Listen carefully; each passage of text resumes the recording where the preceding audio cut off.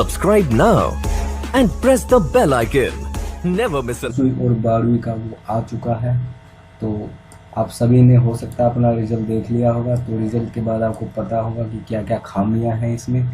जैसा कि आप जानते हैं कि मार्क्स काफ़ी कम दिए गए हैं। जो प्रमोट करने का मेथड था उसमें मार्क्सों को ज़्यादा नहीं दिया गया। भले ही आपने टीए में प्रैक्टिकल वगैरह या फिर आपके थ्योरी में भी अच्छे मार्क्स थे, तो भी आपको कम नंबर दिए गए हैं। आगे एग्जाम्पल में आपका दिखाऊंगा। तो स्टूडेंट जो है वो बिल्कुल भी खुश नहीं है इस रिजल्ट के साथ, इन मार्क्स के साथ, क्योंकि उन्हें पता है, स्पेशली 12th वाले बच्चे, क्योंकि उन्हें पता है उनका आगे कहीं एडमिशन नहीं होने वाला इस मार्क्स के साथ।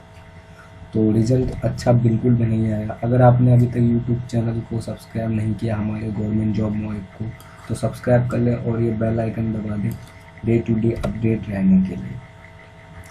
जो मार्क्स की बात करें, जो ऑन एवरेज मार्क्स है 50% है या इससे भी कम है।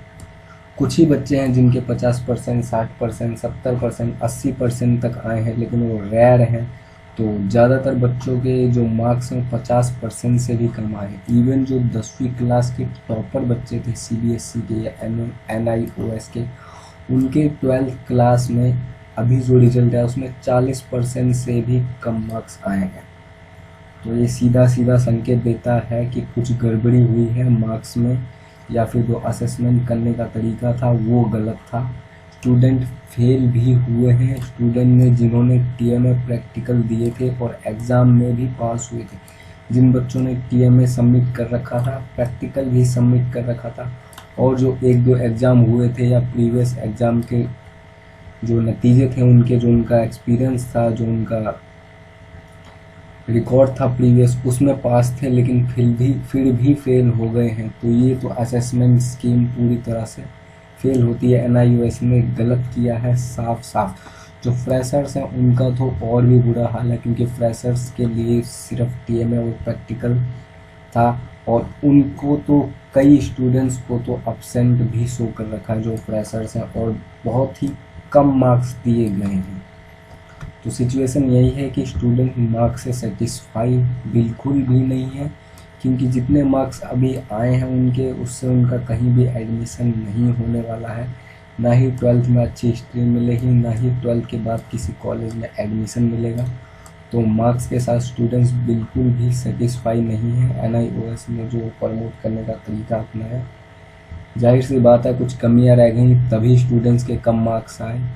क्योंकि जो 10वीं के टॉपर स्टूडेंट थे जिनके 80% मार्क्स आते थे, उनके 12th में 40% आए हैं या 45% आए हैं। ये एक सोचने वाली बात है।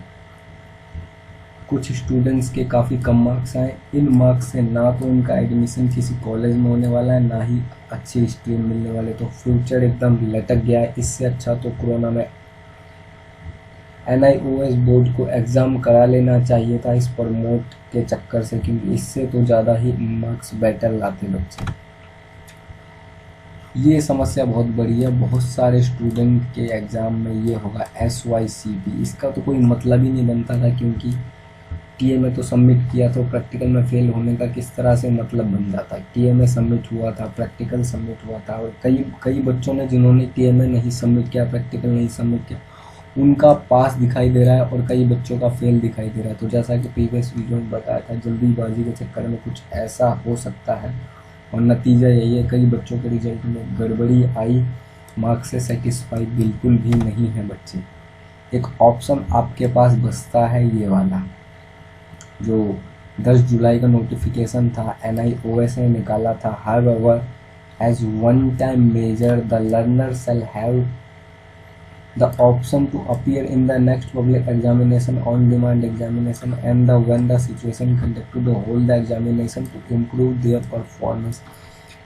तो आप अगर इस मार्क्स से सेटिस्फाई नहीं है, या आप ये एग्ज़ाम नहीं दे पाए, या टीएमए नहीं दे पाए, या कुछ भी है, तो एक और मौका अक्टूबर वाले सेशन में आपको मिल सकता है, या अगले वाले पब्लिक एग्जामिनेशन में, कि आप उस एग्ज़ाम में अपीयर होकर अपने मार्क्स को सुधार सकते हैं। तो मेरे हिसाब से तो आपको सुधारना भी चाहिए। साल बर्बाद हो या ना हो, इससे कोई फ़र्क नहीं पड़ता, लेकिन इन मार्क्स के साथ इन मार्क्स के साथ आपका किसी कॉलेज में एडमिशन नहीं मिलने वाला, ना ही किसी सरकारी नौकरी के एलिजिबल हो पाएंगे। एटलीस्ट 60% मार्क्स तो बैंकिंग भी मांगता है 12th क्लास के लिए।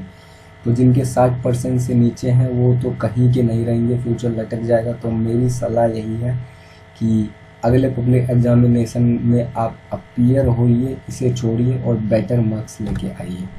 तो ये कुछ कमेंट्स हैं जो मैं अभी पढ़ूंगा, जो स्टूडेंट्स ने भेजे हैं। यार ये तो गलत हो रहा है NIOS के साथ, ये सही बात है, NIOS गलत कर रहा है। Sir I have failed in examination, देखिए TMA और प्रैक्टिकल सबमिट करने के बाद भी बच्चे फेल हो रहे हैं। Sir please help, only 50% college में एडमिशन नहीं हो रहा। सही बात है, 50% पे कॉलेज में एडमिशन नहीं हो रहा। NI स्टूडेंट्स के लिए सफिशेंट मार्क्स होना चाहिए। सफिशेंट मार्क्स तो बिल्कुल भी नहीं है, 50% है, लेकिन 50%, 45% और TMA किसी में जुड़ा है तो सब में नहीं।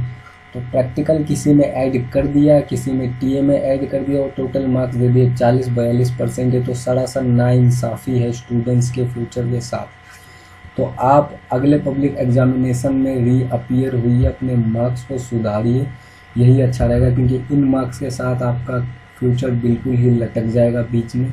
इन मार्क्स के साथ मैं बिल्कुल भी आपको ये सलाह नहीं दूंगा कि आप आगे बढ़िए। नेक्स्ट एग्ज़ाम के लिए आप प्रिपरेशन कीजिए और अच्छे मार्क्स लाइए उसमें।